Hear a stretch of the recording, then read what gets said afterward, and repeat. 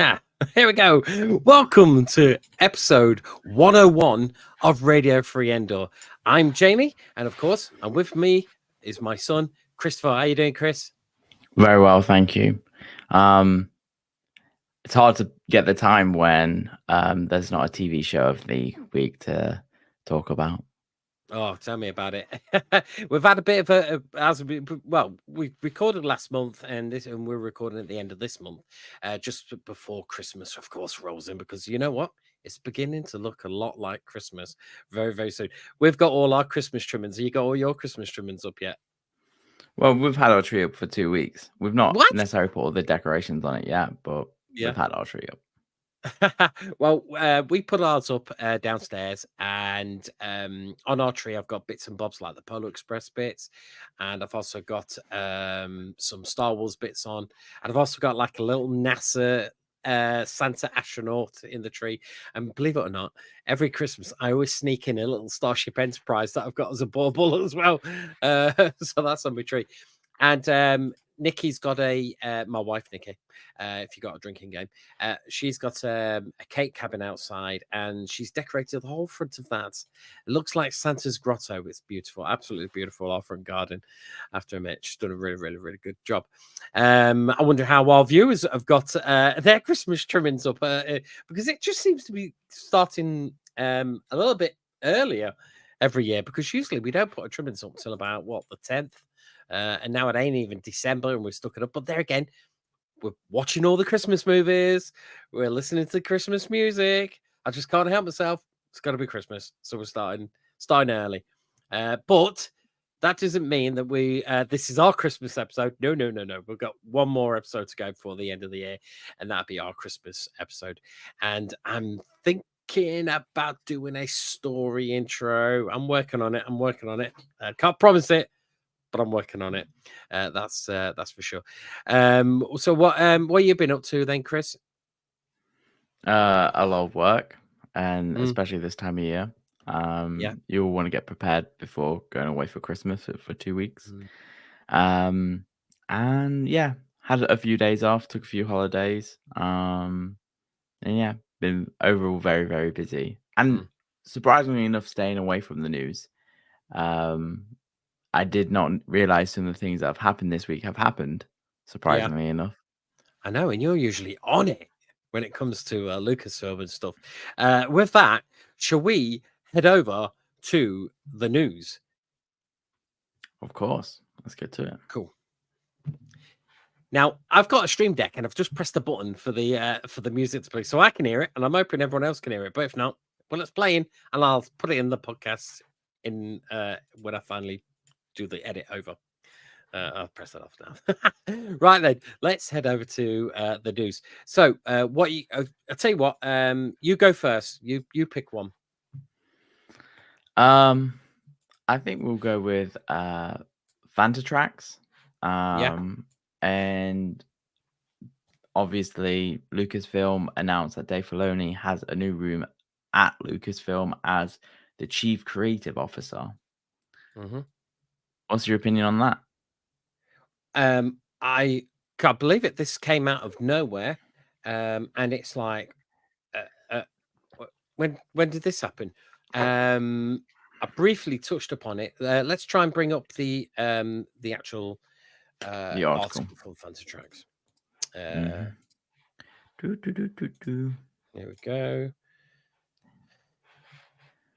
You can share my screen forward if you would like. Oh, go on then. Yeah, you share it. I have. You need to just activate it. How's that? There we go. Yeah. Go on then. So I don't even know what this, what Chief Creative Officer means, Chris. Do you? Yes. So with production about to ramp up since the actor and writing strike, Dave Filoni has been promoted to a new role at Lucasfilm. Mhm. And what it means is he will get introduced earlier in projects and be able to help the company succeed. But obviously, as the statement says, now that I'm what's called a chief creative officer at Lucasfilm, Filoni tells Vanity Fair, which places him into the development process much earlier and in much more expansive capabilities than his previous advisory duties. Mm, In the past, in a lot of projects, I would be brought into it. I would see it after it had already been developed a good way. Filoni will now work more directly with Lucasfilm president Kathleen Kennedy alongside Carrie Beck, a veteran producer turned head of development, to yeah. RNA into the next generation of Star Wars shows and movies. After spending many years involved in creating the creation of Star Wars and Star Wars animation, including the Rebel series, he became increasingly involved in live action as a producer with Jon Favreau on The Mandalorian, The Book of Boba Fett. In this new role, it's opened up to basically everything that's going on. Filoni says, when we're planning the future of what we're doing now, I'm involved in the inception phase. I'm not telling people what to do, but I do feel I'm trying to help them tell the best story that they want to tell. I need to be a help. I need to be a help across the galaxy here, like part of the Jedi Council almost. Mm, yeah. So I think he's on the way to becoming to take Kathleen Kennedy's job. You know what I mean? In the long run, I think he's on his way for that. It's nice to see that he's going to do the overall uh, planning of the franchise. You know, to like he says, he's not going to tell people, you know, where people are gonna, what people are gonna do, what, but he can sort of give them like a slight push, you could say, in the direction, and overseeing the franchise. Because to be fair, he did a really good job with Ahsoka. Ahsoka had couple of bits and bobs problems, but I rewatched it, and I think it's one of the best Star Wars series we got. To tell the truth, I had really did. In fact, I enjoyed the second viewing more than I did the first viewing. I still miss Ray Stevens, of course, but uh, but I don't know where they're going to go with that. But he did a really good job, and the only stumbling, you could say, the only stumbling block so far was the Book of Boba Fett, maybe, and a little bit of season 3 of the Mandalorian. Apart from that, it's really good. I'm like I say, I'm looking forward to his collaborative film, you could say, you know, when it all comes together. But why now? Why now? Don't know. Because the point of it is he didn't get promoted to a VP of creativity. He got appointed to chief creative officer. So what that means is he now only has two reportees above him. He Mhm. has the CEO, Yeah. Kathleen Kennedy, and the board, pretty Mm. much Disney. So he's pretty much, one of the top people in the company now. Top What does top that mean people. going forward? Do not expect him to direct any more TV shows. Do not Mm. expect him to write anything else. If he's doing that, then I would argue he's not doing the management job good enough because Yeah. when you get promoted to such a role, and even I see myself in my own company as a Mhm. C-suite person, more and more of my time is people time, not Yeah. doing the things I like. If doing the things he likes is writing the scripts and writing the stories, then he shouldn't be the chief creative officer of Lucasfilm. If Mm. he wants to be the chief creative officer of Lucasfilm to help guide the whole company forward and, you know, mold the whole of Star Wars in his vision, Mm. not his stories, his vision, then yeah, I think it's a really good step forward that he has this ability to put forward, a lot of his skills. I just very are excited for it and excited what he can do. Mm. But seeing my own time in business now has taught me that you find it very hard to do the things you enjoy most. And for me, that's programming. For Dave Filoni, it may be writing stories. Um, he now just has to herd and um, I believe be the best leader for all the people inside. Yeah, yeah. Royal Fanboy is gone. Hello, Royal Fanboy. Very much Hey, disagree. Mr. Falone is a creative. He ain't schooled to be a business executive. Maybe because at the end of the day, he was just a cosplayer at the beginning, wasn't he? And he he was might just not be an schooled to. Yeah, I do think it's true. He may not be schooled to be a business executive, but then the board will replace him with the first opportunity for someone who is a business executive, because the Mm, boards want business executives of any style. And I think this is what I've always said, where you said, "Oh, he's gunning to be uh, the leader of Lucasfilm." mm, Why would you want to do that? Not in a bad way. Why would you want to sign yourself up to the pains that come with it? It's a very different job, yeah. and I think he's moving from a position of writing the stories to helping guide the right people to write them stories. And I think what that will give is a compounding effect, or i.e., he is not, good Star Wars stories are not being blocked because Dave Filoni is the only one writing them. He is guiding more people to write them. Mm, So yeah. I think that that's the biggest thing. Yeah. Royal Fanboy agrees. Exactly, Chris. Yeah. I'd have to agree with you on that one, Chris, as well. And he's the nearest thing we've got to George Lucas. He's like George Lucas's apprentice, you could say. He sort of knows what George Lucas sort of thought and thinks. He worked so closely with him.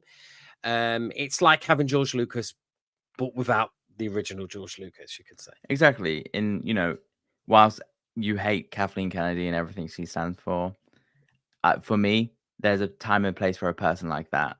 Dave Filoni in that role is a very different thing. You see this all Mm. the time with, CEOs, Bob Iger versus the other Bob who nobody really remembers anymore, Chapek. Yeah, Um, yeah. Come they're and gone. different kind of leaders, and they prioritize different things. In as a team leader myself,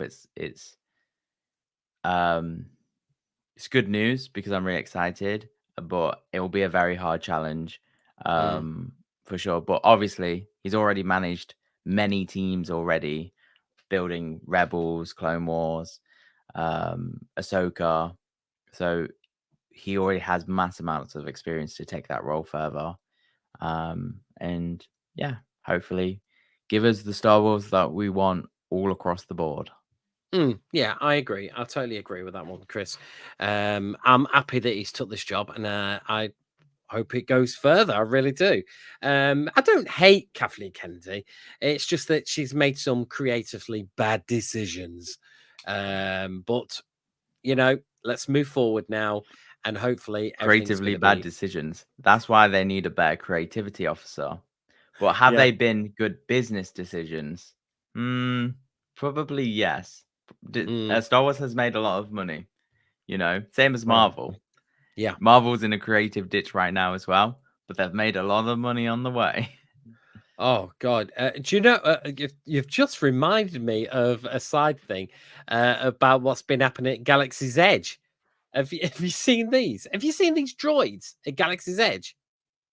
Mhm. Um, have you? Yes. Oh, man, I was like, eh? What are these? I want one. See if I can bring them up. The video, bring them up. Galaxy's Edge. Um, was Galaxy's Edge. Right. Okay. Here they are. Oh, my PC's slowed down. These are absolutely fantastic. The BD Droids. droids. Yeah, droids. Yeah, there we go. Right. This is it. Droids in training. It's called. Right. Let me just hold on and whip this back. let's add this.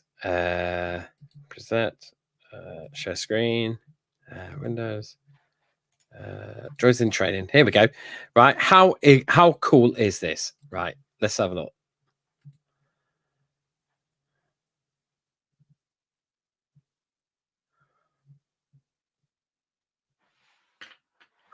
We can't hear that, but Oh, don't worry. that's weird.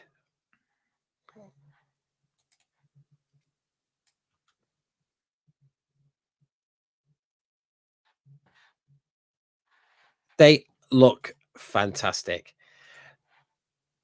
They're just like BB-8, and I'm just amazed they've managed to create something so like Similar. fantastic. Yeah, they are a bit more chunky, Yeah, but very much so. I think they are a great little creature that they've made. yeah. Well, they're getting there, aren't they? When you think about it, when it comes to actually having droids, what I mean, that walk around the park and you can interact with them. I'm surprised no one just picks one up and legs it. Probably. Yeah, But this is what all their R&D goes to. Not new roller coasters, some robots yeah, that are just like ducks. yeah. They are.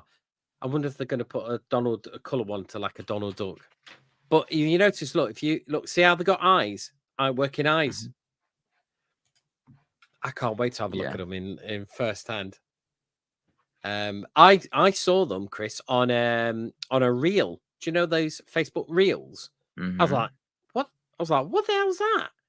And there was a woman walking around saying droids in training sticker. You know what I mean? Walking around. Yeah, I mean, I just want one for Christmas now. There you go. Look, droids in training. Yeah, they're very cool. They are very, very cool things. Um, I think I saw a bit of information, like each one's given a certain name and they all correlate to something. Oh, right. Um, I can't remember off the top of my head. That's amazing. And that's the kind of thing we're grateful for Disney to that are coming up with for us Star Wars fans, really. I mean, you wouldn't, oh, it's playing. Yeah. You wouldn't get that kind of thing if it stayed in the hands of George Lucas, maybe. I don't know. I mean, only Disney could have done this. Oh man, it's a double-edged sword, isn't it? When it comes down to it. Just think the R&D you paid, allow them to add another £200 onto your park tickets. Oh god, yeah. Yeah. Uh, oh yeah. Right, yeah. So, anything else, Chris? We have got Uh, something else. I believe Shall so. yeah. You go. Shall I go for it? Yeah, Did you say please you do. couldn't hear that video? You said you couldn't hear it. No, I couldn't. Well, that's weird because I'm going through Chrome and you say you could often hear it through Chrome, can't you? Yeah, but you have to tick on that tick that says play computer sound. Oh, right. In settings, is it? No, when you click share present, Right. share Okay. screen, there's Yeah. a tab that says always share tab audio. Okay. Look at that. Thank God I've got my son. He's so tech savvy, isn't he? Right. Let's open one of these then. I've downloaded these videos from the official website, so I can just play them. Now, there's two documentaries coming. Really. Oh, hold on. We've got a message. Here we go. No droid video audio on my end neither. Okay, yeah. That's And you my can fault. only share the audio from a tab. So if they're From from your oh, computer, from you can't share the audio. right. Gotcha. Right. So let's go into. So the first documentary is this one that I'm going to show. Right. This is called. Let's whip it back. Stop there. And I will You're share opening this up. one. The Yub Nub. No, that's not that. You want that one? Whichever one you want first. Okay, right. So I'll share screen. Windows. That one. Right. Share audio. To share audio, share tab or screen instead.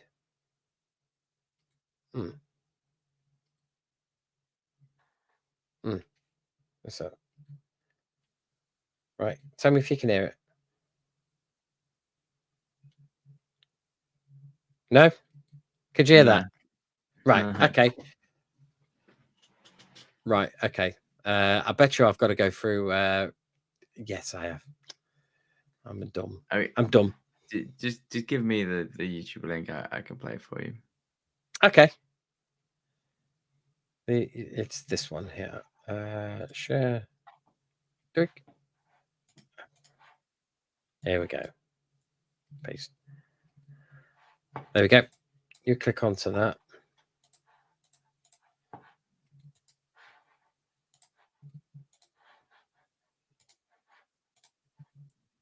Tell me if you can. Tell me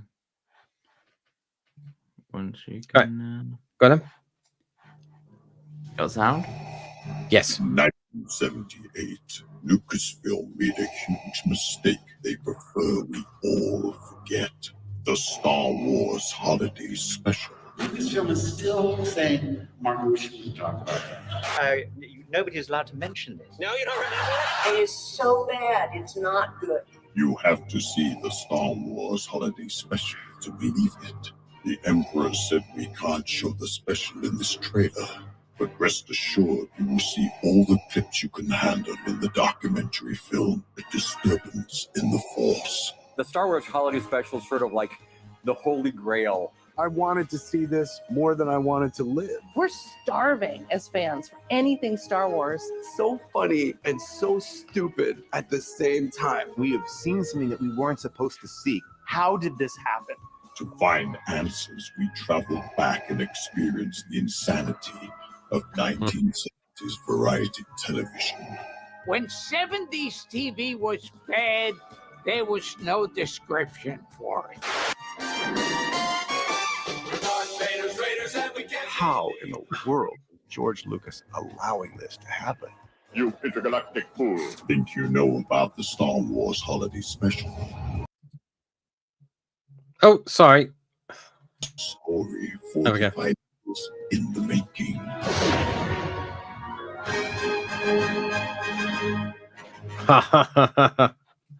Right, so oh man. So oh no.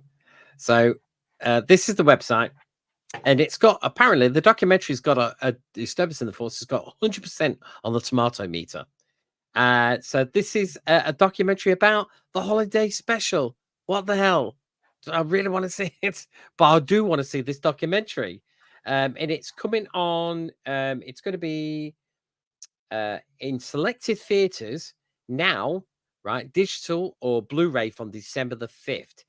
So you can order a Blu-ray, order the DVD, or you can buy it on digital. I don't know how much it is digital, but do you know what? I might just have to buy the digital just to have a watch of it and see what it's like.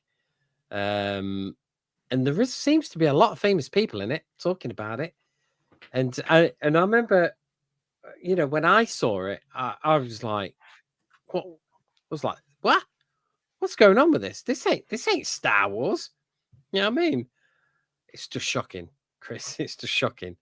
And of course, you've got all the other bits and bobs, like what's her name? Marie Osmond. The Osmonds, they did a section featuring the Star Wars characters. You know, they seem to just pop up in anything, and it was like, what's going on here? What's going? And they were coming in as character. Ask the characters that they play in the film. It was shocking. It was just shocking.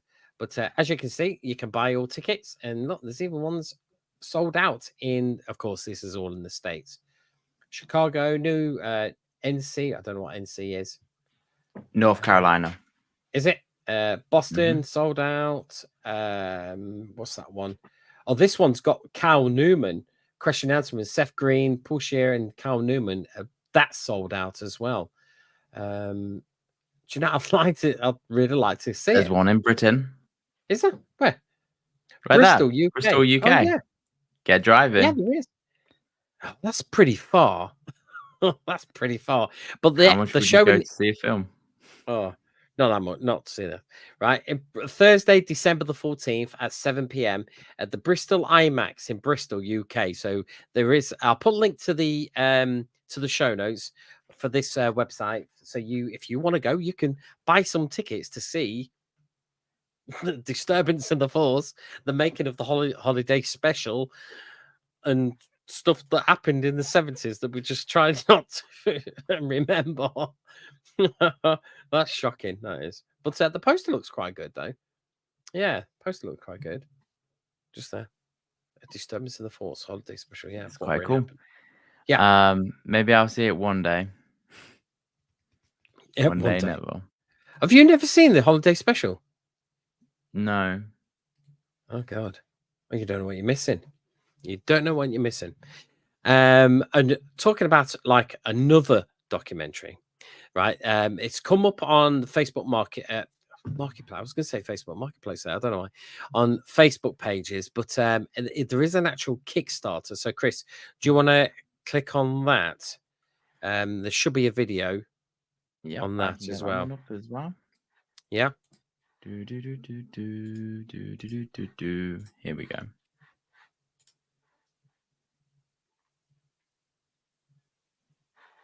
Ready? Yeah.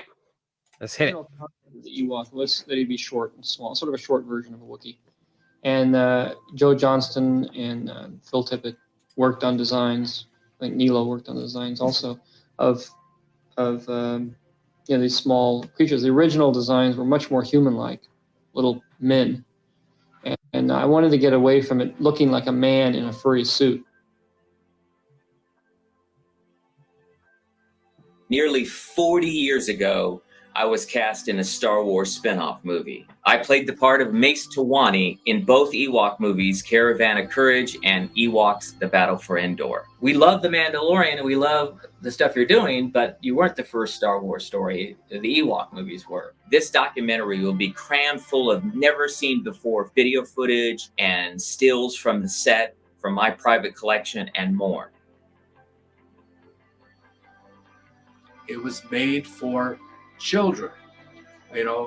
Much now I watch our Rudolph the Red-Nosed Reindeer, and you look at that and you go, wow, Santa's a jerk.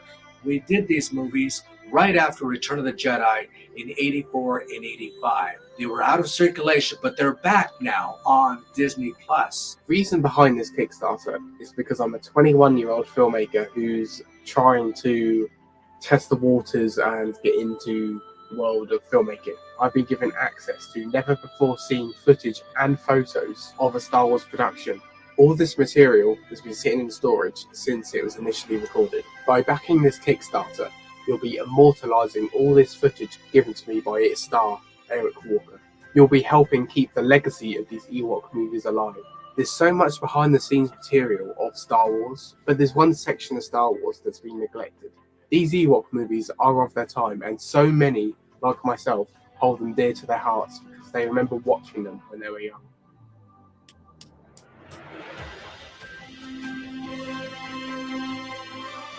That's Eric Walker there. Yeah.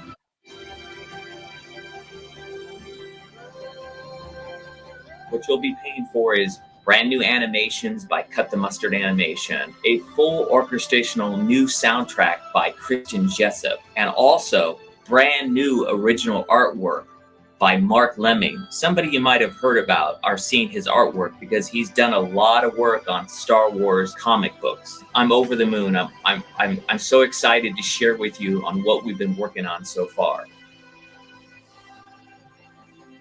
$5, $500. Hey, if you're a really big fan, $5,000. But we would love to have anything that you would be able to spare for this Kickstarter campaign. Thank you.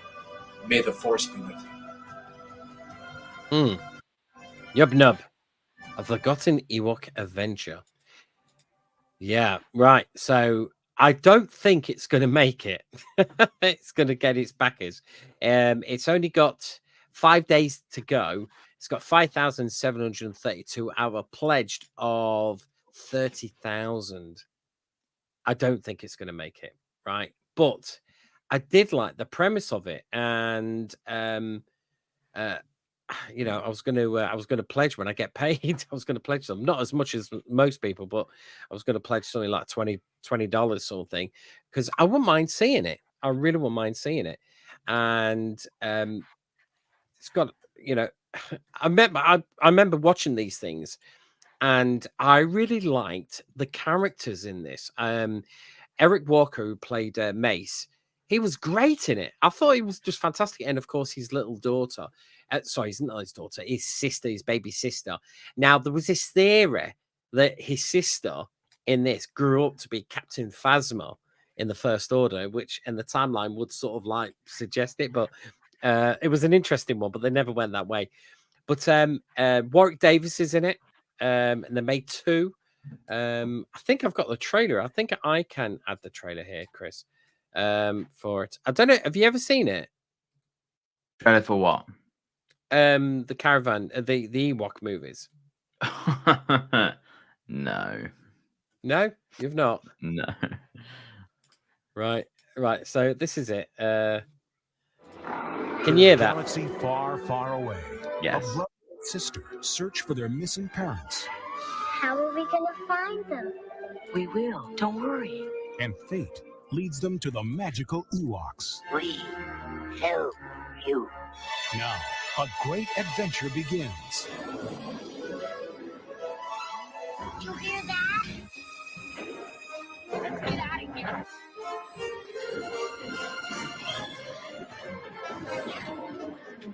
Watch out! Behind you!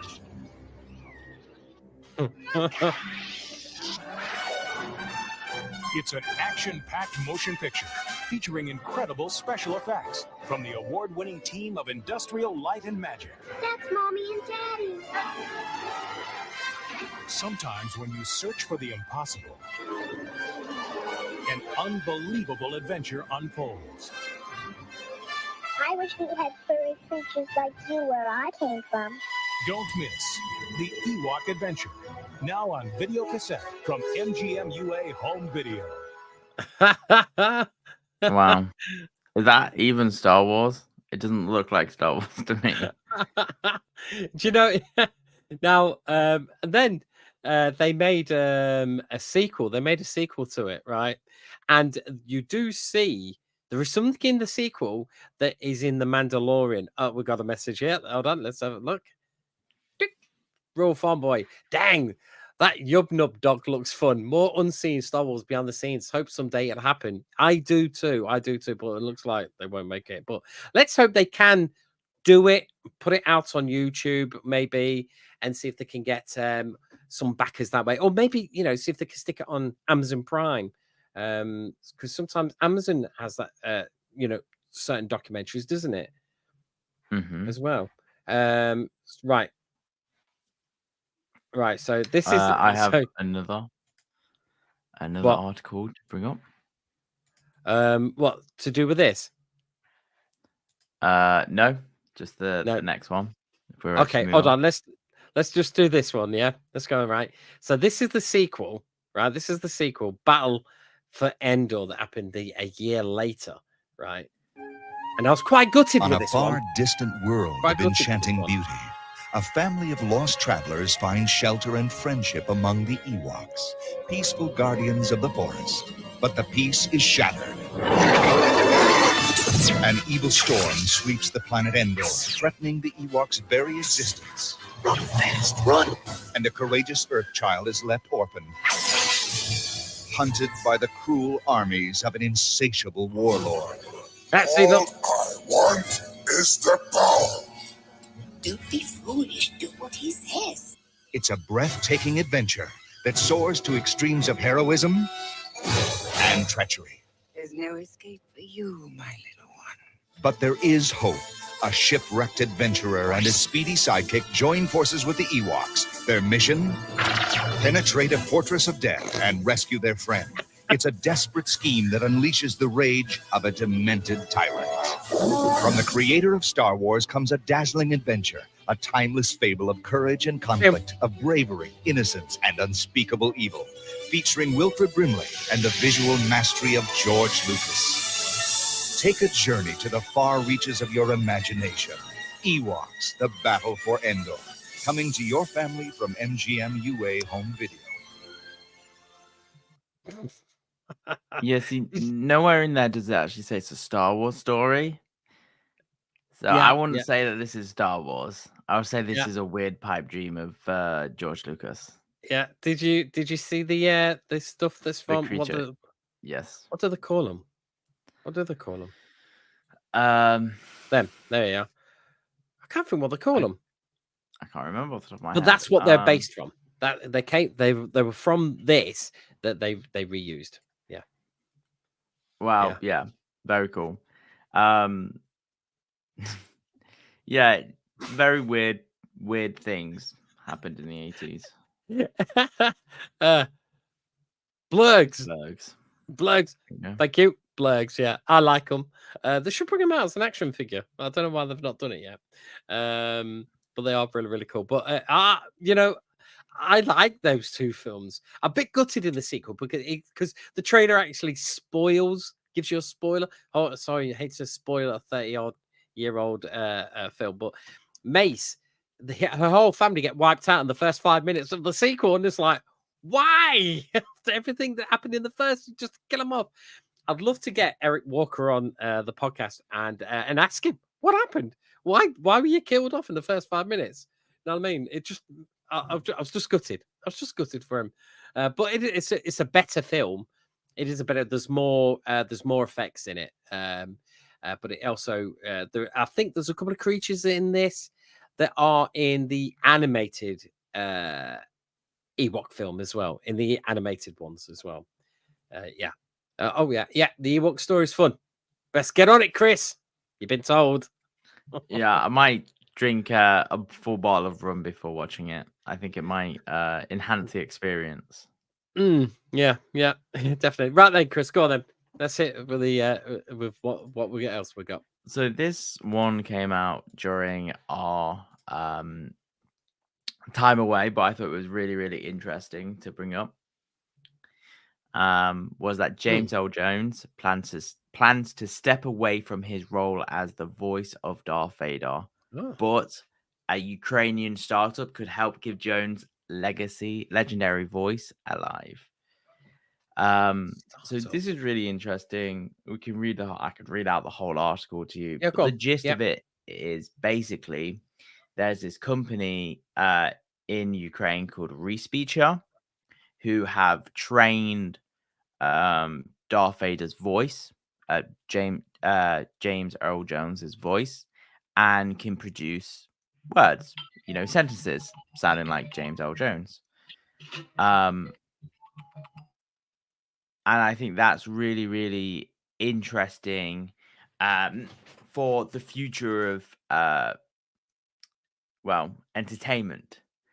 I think, and one of the main reasons why that I think is so interesting is this is not just Disney just doing it, but it's actually an actor wanting it. So there's a difference in that, journey of not that they've taken my voice and they're now doing whatever they want with it, but he wants his legacy to continue. And yes, other people can do his voice, but would you rather have the same person forever? A computer who will always sound like Darth Vader. And it also gets really weird where you think of how far does it go? This was in Obi-Wan Kenobi. How far does it go? This train speech could be, performing lines on, TV shows for the next 100 years, games for 100 years. There must be some kind of contract in place. Just saying what is in there, you know, what they can use it for and not. But this is something that I find really, really interesting, and how you keep a legendary voice like James Earl Jones alive into the future. Yeah. Now this has happened with. Funny enough, I was only talking to Nikki about this. Who's it? Bruce Willis has done the same thing. Bruce Willis has signed away his likeness and his voice. So because the poor man, he's got a real, I think it's dementia, and so he can't act anymore, and he can. Well, you know, it's really, really sad when you look at it. But to keep money coming in, you know what I mean, he's signed the rights away for his face, his look, and his voice. So he can be in commercials, films, radio, so much, you know what I mean, in the future. And so this seems like a natural thing to happen. Now, there is a guy that does Darth Vader's voice, and that's when it's mostly all for like the Legos, but when Disney want sort of like a close nearly of Vader, they get this guy who played him, Chuck Vader, I think it's Chuck Vader. He does all the Vader voice for all the Lego clips and films and Do you stuff want like that. to allow my screen share again? Yeah. Okay. So this company, Respeech, it's not only their first time working with Lucasfilm. They also synthesized younger Luke's voice for The Mandalorian during the final episode. And, you know, as I said, 2.5 days of DOG processing, 30 years age difference. And obviously they speak over the main differences and all the main things. Very, very interesting part of this. And, you know, when you go on their website, you see that they're trusted by Sony, Lucasfilm. Yeah. These are very, very interesting that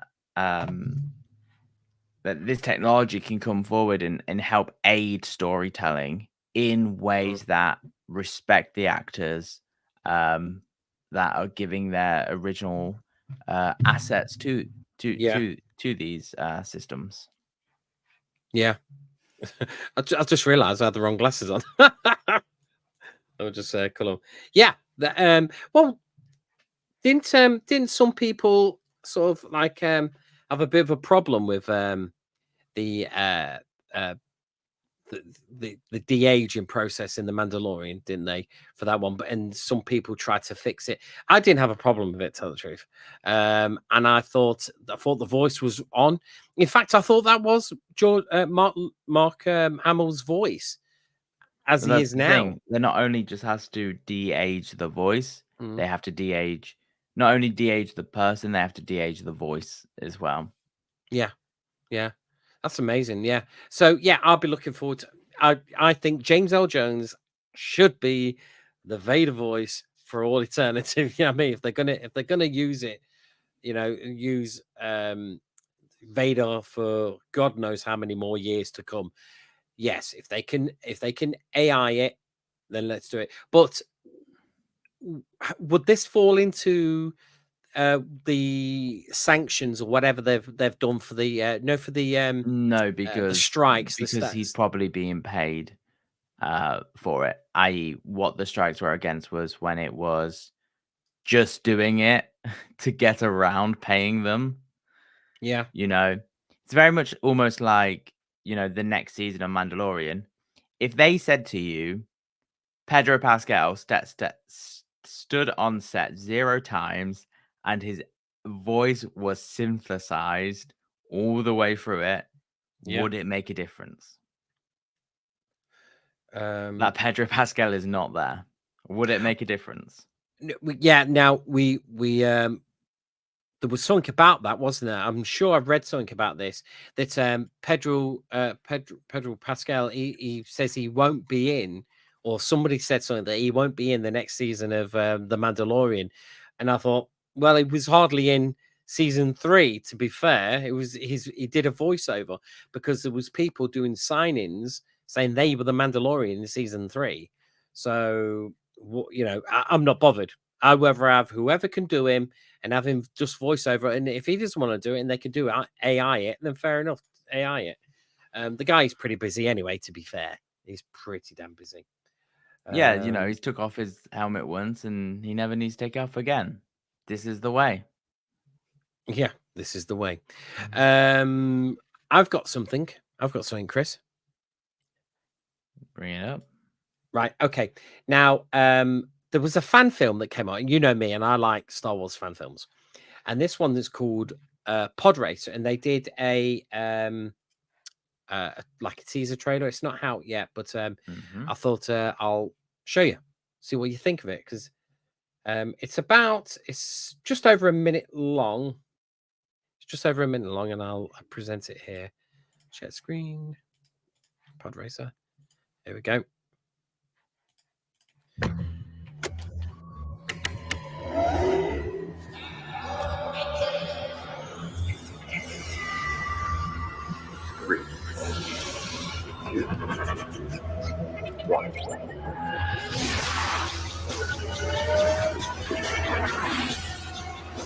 Pod racing is a dirty sport.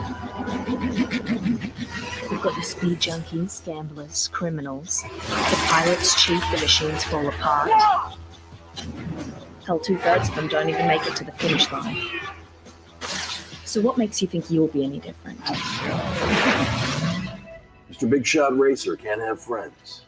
A light. The best racers have nothing to lose. But what do you hope to gain?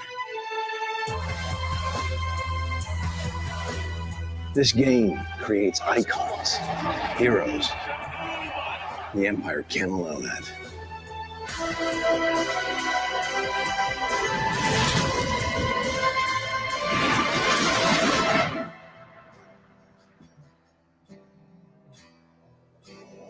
What do you reckon?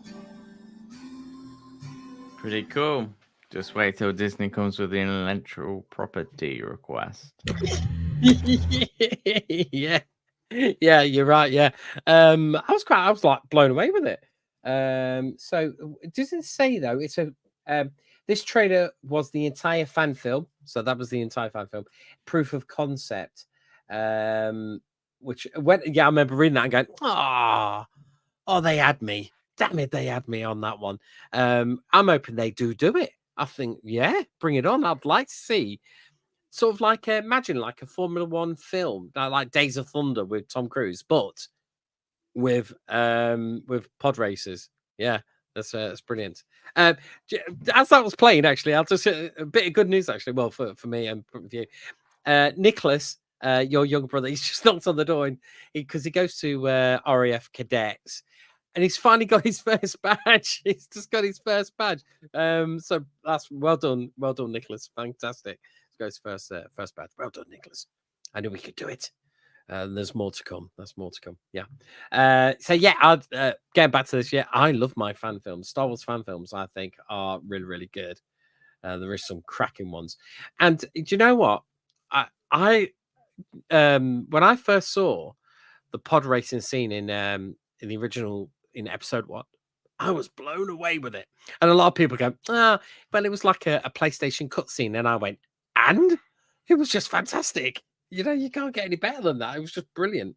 So yeah, I would love to see a proper pod racing film. Yeah, so bring it on. Who was it by? Let's have a look. Brian M. Tang. Yeah, bring it on. Bring it. Do it. So anyway, so that was that. Yeah. So that was that. Got anything else, Chris?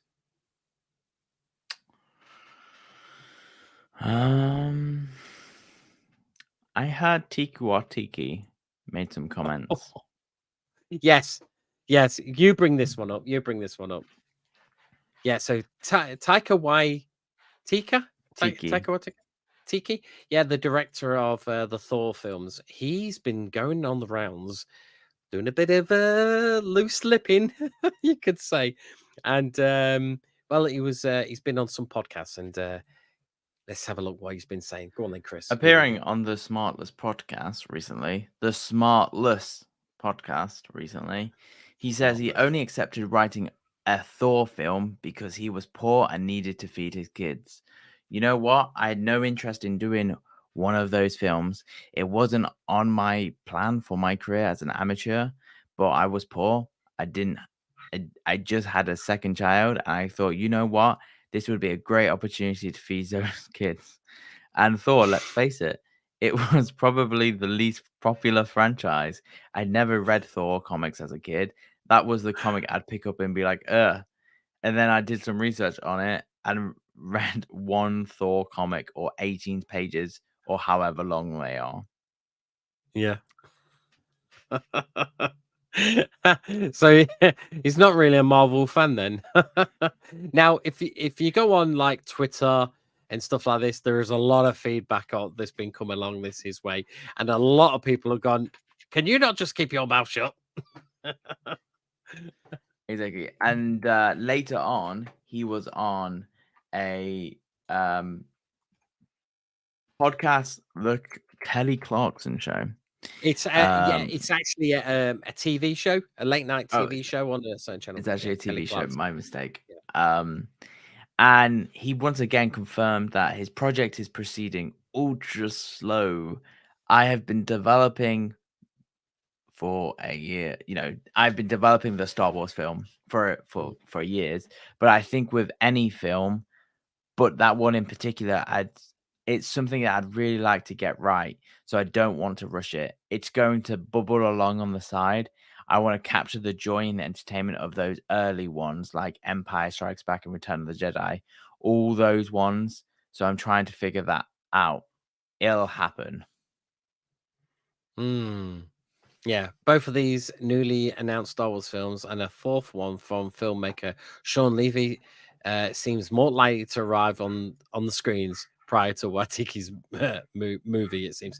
Yeah, his has been ticking over for absolutely ages, hasn't it? And it's like a lot of people are thinking, is it going to happen? Is it not going to happen? But like you say, it's ultra slow.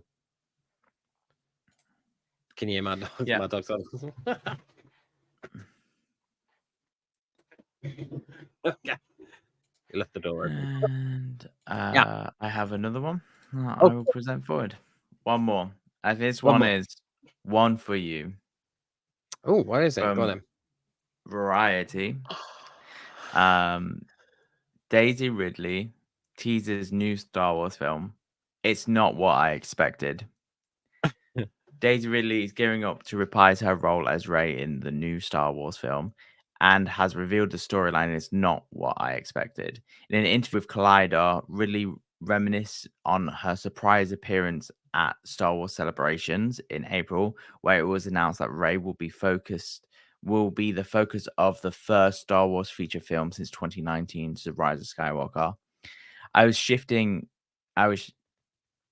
not shifting. So another word, myself, before I went on stage because no one knew I was going to that. No one knew I was going to Celebration, bar like Kathy Kennedy. Yeah.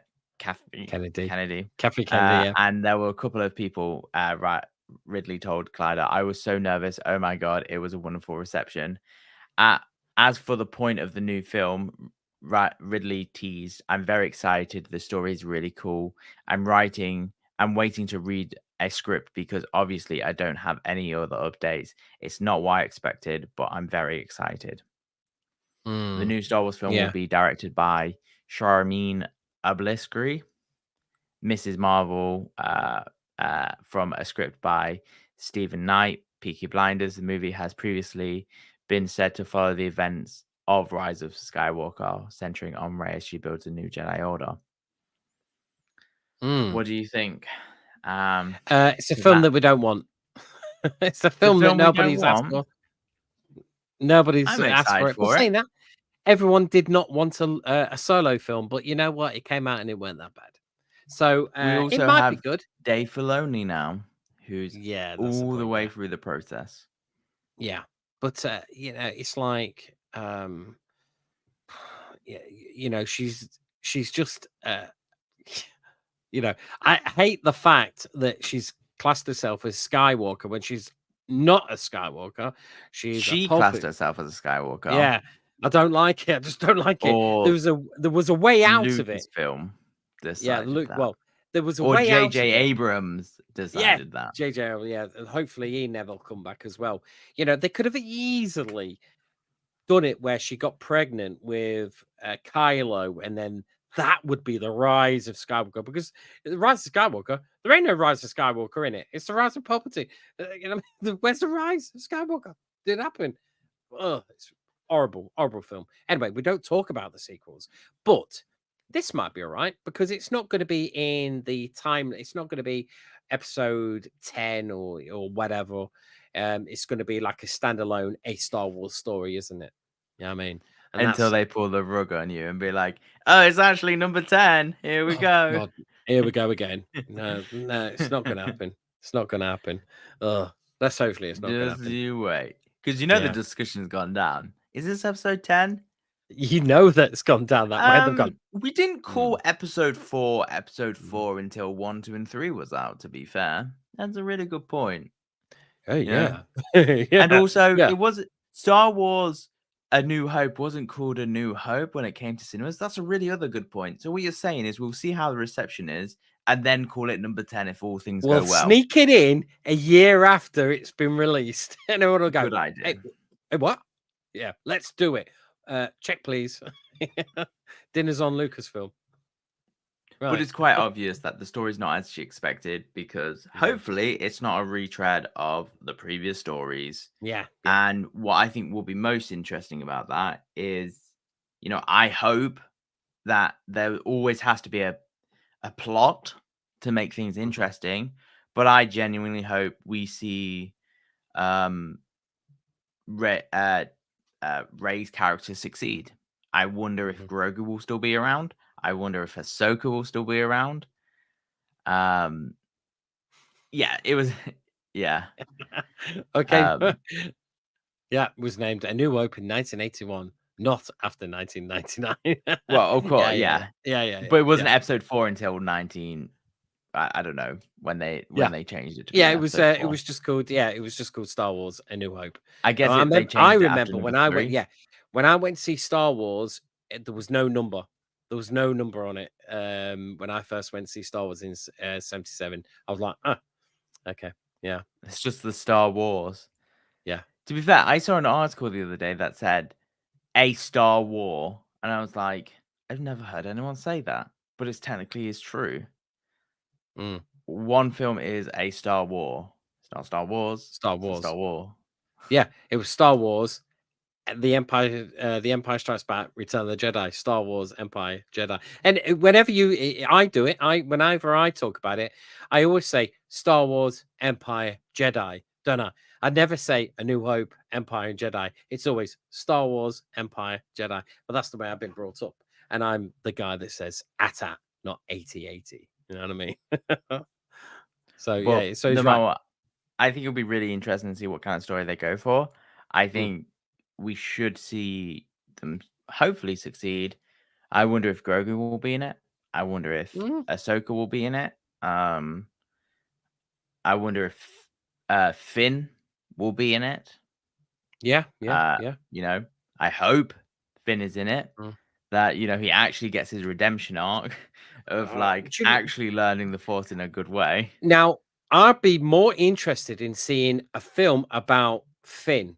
I really would, because I think his character was so just, you know, it was just a cast off at the end. Underwhelmed, underused, yeah. And so I would like to see a film based off Finn, his adventures in the galaxy, or a TV spin-off. Let's do him. Let's get John Boyega on. Let's do a series based on that. And so remember, when actors say they're never going to return, that is not true. There is a number that they will return for when they get hungry at night. Yes. Yeah, there is. And funny enough, right, that's going to lead us on to something else, which is not Star Wars related, because we're going to be shifting towards the end now of the podcast. But so in the UK, a British science fiction show finally came back after its hiatus of a year or so, and it was Doctor Who for the 60th anniversary. Now, I remember Doctor Who from when I was a nipper, and I used to watch John Pertwee and Peter Davison and Tom Baker and all them lot. And Nicholas grew up with David Tennant and Matt Smith and the rest, and of course, yeah, and it got a bit. Everyone just got fed up with it. It was bad writing, and I always say that. I said that okay, not a lot of people were happy that the Doctor changed into a woman, but if the stories were good, then it would have been good, yeah. But the stories were not that well written. So it was like, no, I'm not bothered with this. But R.T. Davis is back, who brought Doctor Who back with Christopher Eccleston, and he's doing 3 episodes specials, and they released. Well, they just played it on Saturday. Now, I'm a big fan of the opening credits, and I love the look of the TARDIS. I just love the look of the TARDIS. And so I'm going to just add it here. And so this is the opening titles for the new Doctor Who titles. Now, some people have fixed it, and it's just a teeny bit of a tweak of the audio and the picture, because some say it doesn't, the music doesn't sort of, when their names get revealed, there's certain cues, musical cues for the words and for the Doctor Who logo. But this is the intro.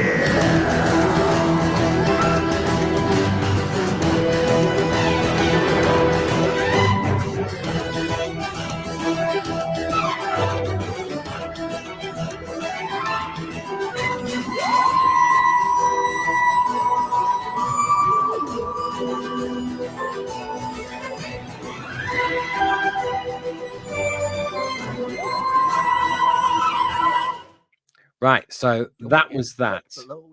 So I was like, wow, that was so good.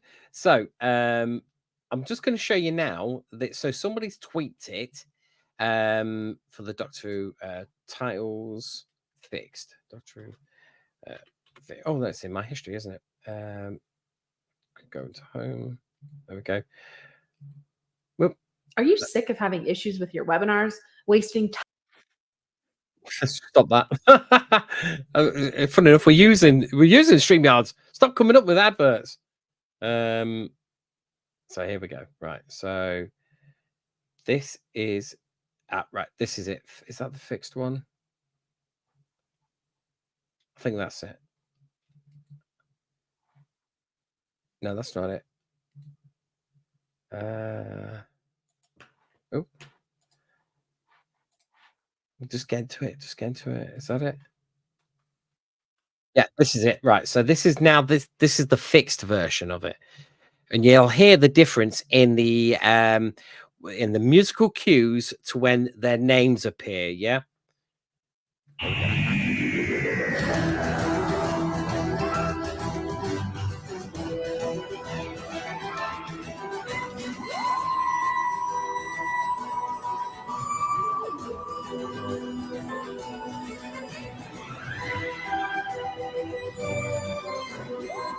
See, it's there.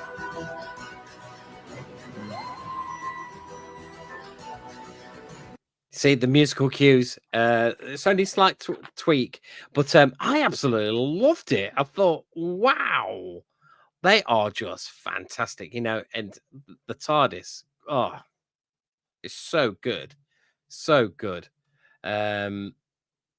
So I was just so looking forward to this series coming back, and it makes me want to build a TARDIS again, Chris. You know, because I built because I do another Facebook page called the Tiny TARDIS, and I often post news about Doctor Who and stuff like that. And I built a small TARDIS. There's pictures of it. The Tiny TARDIS, exactly what I built. And you know, watching this and watching it come back, you know what? Just gonna have to build another TARDIS, but a full scale one. And I'm a part of the TARDIS owners group and the TARDIS builders group. So I'll be posting in this. So in the new year, I'll be building another TARDIS. Yeah, let's get into that. So I'm looking forward to the next episode, which is on this Saturday, and then of course David Tennant's final one, which is the following Saturday, and then we get the 15th Doctor. We'll introduce the new 15th Doctor for that. Yeah, it's fantastic. Very, very interesting. Maybe get a TV license one day and watch it. Until then, it's on Disney Plus. I think it's on no, Disney it's Plus from in the the States. UK. Yeah, Oh, if yeah. you're in the States, it's on Disney Plus. Yeah. In the UK, you have to buy a TV license. You can't just subscribe to the BBC. And if the BBC find out you're watching it without a TV license, they will take you to court because that's what a good TV company does. Yeah, that's right. They take you to court. We're in Britain. It's the only country in the world that if you do not pay the BBC, they put you in prison. How's that for a TV company? I bet you don't get many of that. Right. There we go. Right. Thank you. Right. So anyway, Chris, that just brings us to the end of the show. I had just one more thing to show. Oh, okay. Just 1 second. Okay.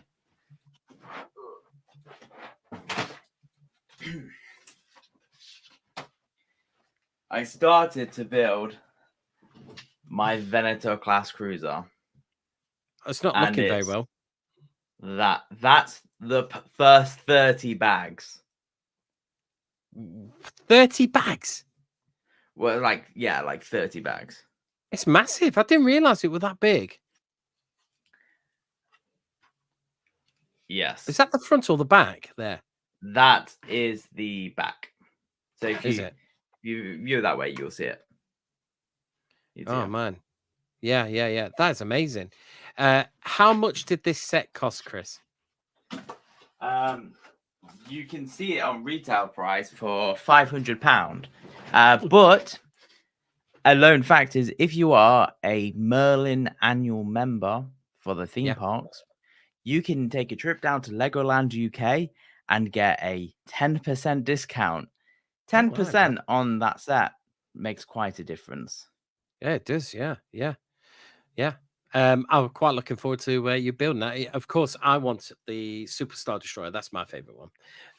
So eventually, when I do see it cheap enough, I will be buying that. So Royal Farmboy says, fun time. We'll be looking forward to your next chat stream. Absolutely. We'll be doing one just prior to Christmas. That'll be so, keep a lookout. So anyway, thank you for joining us on Radio Free Endor. We hope you'll enjoyed yourself in the galaxy far, far away. Stay connected with us on social media and be part of our vibrant community. Search for Radio Free Endor on Facebook, Twitter, X now, Instagram, and YouTube. If you're watching this on YouTube, then please hit the like button, subscribe, turn on notifications to stay up to date with all our latest episodes, discussions, and exciting news. If you want to dive deeper into Star Wars with us, send your thoughts, comments, and questions to radiofreeendor@gmail.com. Don't forget to follow me, Jamie_R_Burns, and on Twitter and on Facebook and everything else. And Chris? Burned Chris. Yours is so easy. Burned Chris. That's it. Yeah. On Twitter or X. We'd love to hear from you and have more galactic chat. And if you've got a particular subject that you want me and Chris to discuss, then send us an email or put it in the comments below and we'll talk about it in a future episode. I, for one, am looking forward to what the new year brings. That's for sure. And I'm definitely looking forward to what Christmas brings. I've got my eyes on some Star Wars merchandise. So we'll probably do just after Christmas, actually, in between Christmas and New Year. We might just come on and say, look, this is what we got Star Wars wise. Check it out. Might just come on for a bit of fun and see how everyone wish everyone a Merry Christmas. That's for sure. And Chris, anything else you want to say? Until next time, it's always great having a chat with my old man, my Obi-Wan Kenobi. Yeah. Oh, yeah. I forgot the other bit. For all you super fans out there, head over to TeePublic and get your hands on official Radio Free Endor merchandise. Whether it's the t-shirt, hoodie, mask, stickers, mugs. I must take out the mask thing because no one wears masks anymore. Stickers, mugs, keyrings, and mouse mats. We've got you covered. So show off your love for the show and look ultra cool while doing so. Remember, iTunes is the go-to place to download our show. So make sure you leave a fantastic 5-star review. The support means the galaxy to us and helps us reach more listeners who are hungry for more Star Wars content. Once again, thank you for tuning in to Radio Free Endor. May the Force will be with you, and we look forward to bringing you more thrilling adventures from a galaxy far, far away. And just on a side note, I will be doing a Ghost Edge UK video, I think tomorrow, with your younger brother Chris, Nicholas, talking about some reactions and stuff like that. Oh, I forgot to ask you, what did you think of the Ghostbusters Afterlife 2, sorry, Frozen Empire trailer? What did you think of it? Chilling. Chilling. Oh, hopefully, as long as Sony is really nice, like they were last time, me, Chris, and hopefully Nicholas and your older brother Sam, we could take a trip down to London and see the premiere of Frozen Empire like we did last time. Too bad they only gave you 2 tickets last time. Yeah, they did. Yeah. Well, sacrifices have to be made, I suppose. Yeah. But it'd be fantastic. But me and you can go, and Chris and Nicholas has got school. Anyway, so fantastic. So thank you for joining us. And like I say, may the Force be with you. Have a fantastic lead up to Christmas, and we'll speak to you just slightly before Christmas. Okay. Thank you. See you all soon. Bye-bye. See you all soon. Bye-bye.